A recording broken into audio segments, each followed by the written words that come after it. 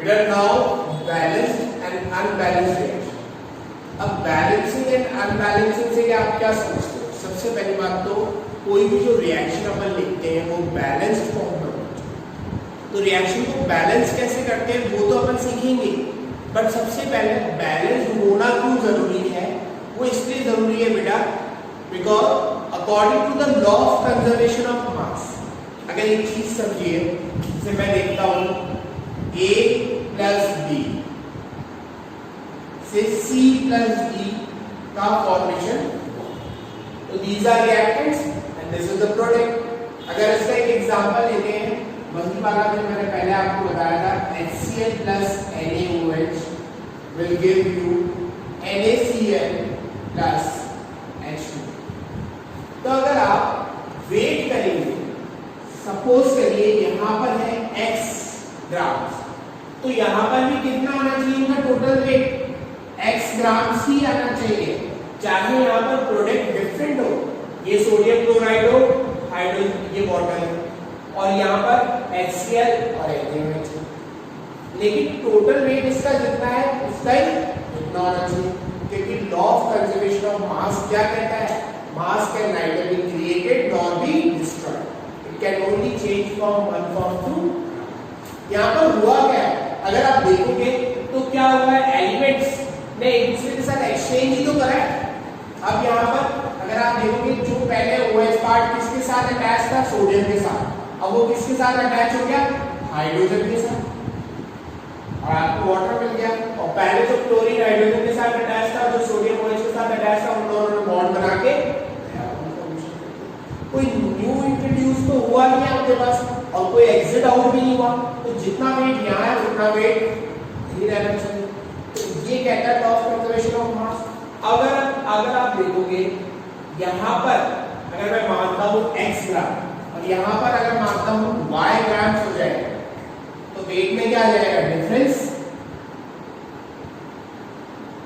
Wait में difference आ रहा है, मतलब इनके मोल्स में डिफरेंस आ रहा है। अब मोल्स क्या होते हैं? मोल कंसेप्ट भी आप 9th में स्टडी कर चुके हो बेटा। मोल्स का मतलब ये होता है ये एलिमेंट्स जो है इनके जितने एटम्स यहाँ पर है उतने ही एटम्स यहाँ पर होने चाहिए। अगर ये दोनों इक्वल है तो मतलब आपकी रिएक्शन कैसी है, इक्वेशन कैसी है? बैलेंस। और अगर इनमें इक्वालिटी नहीं है, कहीं भी आपने क्या करा, दोनों को सेम नहीं रखा, तो वो क्या हो जाएगा? डिफरेंस इन मास आ जाएगा, तो वो रिएक्शन आपकी बैलेंस नहीं। तो ये बैलेंसिंग और अनबैलेंसिंग का एक एग्जांपल के थ्रू अपन समझते हैं। आप इसको देखिए। अब मैं वर्ड इक्वेशन तो बोलूं बेटा, बोलूंगा, और आप अपन डायरेक्ट उसको सिंपल इक्वेशन में लिखेंगे। जैसे एग्जांपल सिंपल वाला ही लेते हैं अपन। Magnesium reacts with air, air के अंदर ऑक्सीजन प्रेजेंट होता है, आपको पता ही है, will give you magnesium oxide, है ना? अब अगर आप देखोगे तो यहाँ पर ओनली 1 Mg है, यहाँ पर भी 1 Mg है, मतलब दोनों साइड बैलेंस, बट यहाँ पर 2 ऑक्सीजन के मोल्स है और यहाँ पर ओनली 1 है, तो बैलेंस रही। तो पहली बात तो बैलेंसिंग का हमेशा बेटा क्या करना पड़ेगा आपको? लेफ्ट हैंड साइड और राइट साइड दोनों चेक करने पड़ेंगे। अब मैं यहाँ चेक करता हूँ, this is LHS and this is RHS। समझना? अब अपन देखिए यहाँ पर मैग्नीशियम कितना है? 1। यहाँ पर भी कितना है? 1। ऑक्सीजन यहाँ पर कितना है? 2। और यहाँ पर कितना है? तो एक बात बताइए मेरे को, अपन हमेशा किस साइड ऐड करोगे? किस साइड ज्यादा है या किस साइड कम है? जिस साइड लेसर अमाउंट में प्रेजेंट है वही तो आप ऐड कर सकते हो, क्योंकि आप कम को तो बढ़ा सकते हो, ज्यादा को आप कम नहीं करोगे। समझ में? तो आप अब जिस साइड लेसर अमाउंट में, मतलब यहाँ पर, तो मैं यहाँ पर जब भी अपन बैलेंसिंग करते हैं बेटा, तो नंबर ऑफ मोल्स को हमेशा आगे की तरफ रिप्रेजेंट किया जाता है, ताकि बैक साइड। तो आप हमेशा जब भी बैलेंसिंग करोगे तो आप जितने भी नंबर ऑफ मोल्स ऐड करोगे वो हमेशा कहां पर होगा? फ्रंट साइड में। तो फ्रंट साइड में मेरे को कितनी नीडेड है? 2 मोल्स।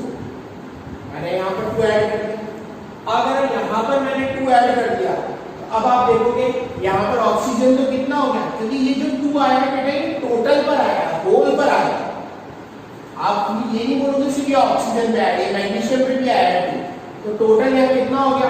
अब यहाँ पर मैग्नीशियम भी 2 हो गया और ऑक्सीजन भी 2 हो गया, लेकिन आपके पास फिर प्रॉब्लम हो गई। प्रॉब्लम कैसे, यहाँ पर मैग्नीशियम अभी होंगी 1 कितने एटम्स हैं, 2 एटम है, और यहाँ पर अभी कितने हो गए, टोटल 2 एटम्स है। तो बैलेंस हो गया ये ऑक्सीजन के 2 एटम्स और 2 एटम। तो ये आपके पास बैलेंस इक्वेशन पूरी। एक एग्जांपल और देखते हैं हम, फिर आपको क्लियर हो जाएगा अच्छे से।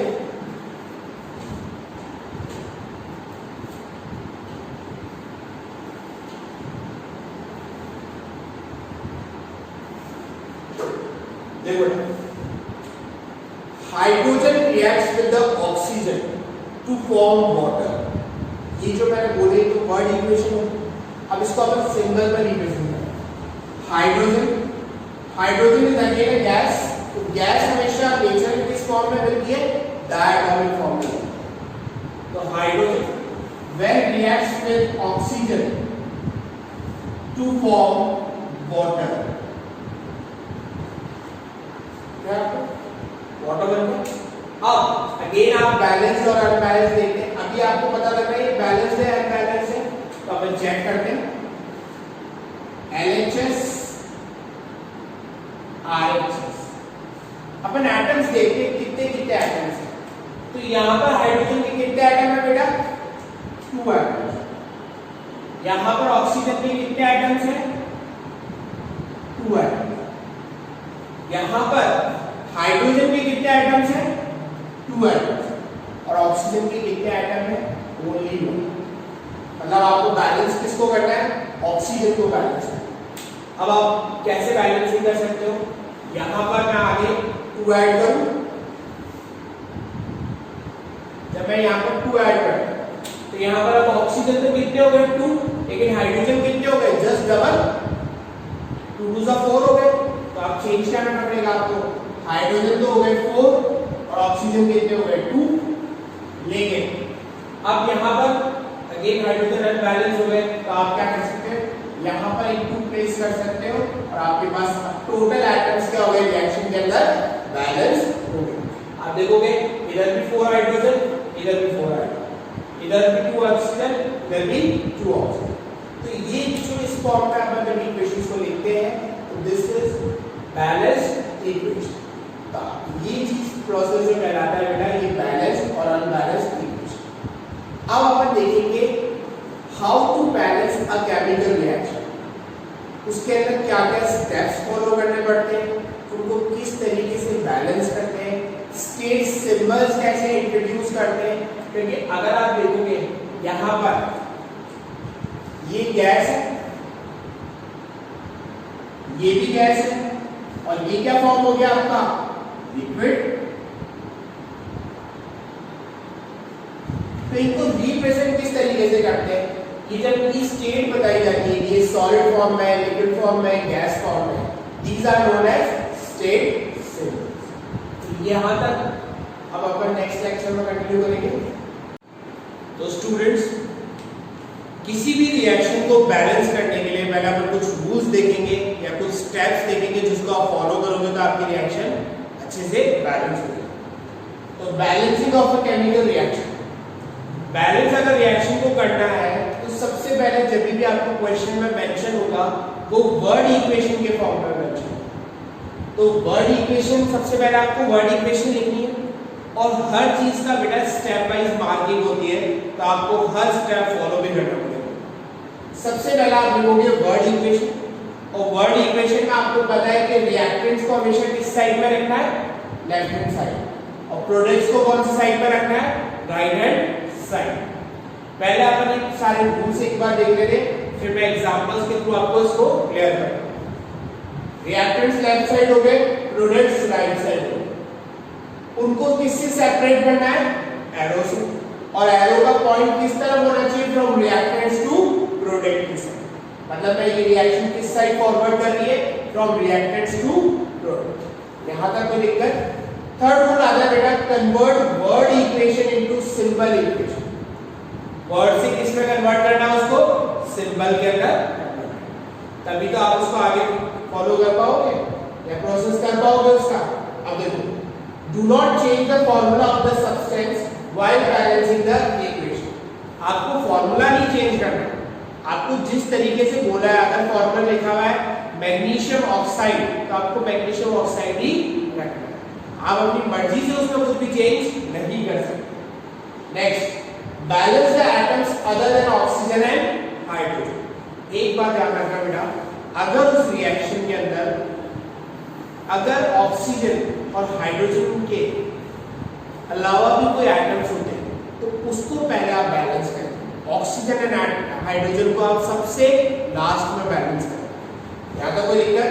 Next, writing state symbols. State symbols are very important. अब अगर आप स्टेट ही नहीं बताओगे कि ये सॉलिड फॉर्म में, ये लिक्विड लिया है मैंने, ये गैस लिया है, या ये एक्वस सॉल्यूशन, तो अगर आप सॉलिड के लिए आपको रिप्रेजेंट करना है तो आप उसके ब्रैकेट में आगे एस लिखेंगे, लिक्विड के लिए एल और गैस के लिए जी लिखेंगे, और एक्वस सॉल्यूशन के लिए ए क्यू लिखा हुआ होता है। एक्वस सॉल्यूशन क्या होता है बेटा, अगर आप किसी भी चीज को अगर आप लिक्विड वाटर के अंदर डिसॉल्व कर देते हो तो वो जो सॉल्यूशन बनता है that is known as aqueous solution. यहां तक मेरे ख्याल से सबको क्लियर होगा। सबसे पहले आपको क्या करना है, सबसे पहले आपको वर्ड इक्वेशन लिखनी है। LHS साइड पे रिएक्टेंट्स को लिखना है, RHS साइड पे प्रोडक्ट्स को लिखना है, बीच में एरो पॉइंट करना है। देन वर्ड इक्वेशन को किस में कन्वर्ट करना है, सिंबल इक्वेशन के अंदर कन्वर्ट करना है। देन उसके बाद आपको क्या करना है कि जिसका जो फॉर्मूला है वैसे के वैसे ही उसको मेंशन करना है और कुछ चेंजेस नहीं करना। फिर आपको बैलेंसिंग स्टार्ट करनी है, और बैलेंसिंग स्टार्ट आप किससे करोगे, other than oxygen and hydrogen. Oxygen and hydrogen को तो सबसे लास्ट में अपन बैलेंस करेंगे। फिर आता है राइटिंग स्टेट सिंबल्स, जो सॉलिड है, जो लिक्विड है, जो गैस है, उसको उस फॉर्म में और एक्वस फॉर्म में आप लिख देंगे। ये चीजें और इंपॉर्टेंट है, ये आपकी रिएक्शन को मोर इंफॉर्मेटिव बनाती है। आपको अगर ये सिंबल्स अगर किसी रिएक्शन में रिप्रेजेंट किए हुए होंगे तो आपकी जो रिएक्शन है वो मोर प्रेजेंटेटिव लगेगी, मोर आपको इंफॉर्मेटिव लगेगी, आपको इजीली अंडरस्टैंड कर सकते हो उस रिएक्शन को। तो अगर आप बताइए आपका कोई प्रोडक्ट में कोई गैस इवॉल्व हो रही है तो आप उसका एरो से शो करेंगे पॉइंटिंग अपवर्ड्स इस तरीके से, या आप एरो शो कर दोगे।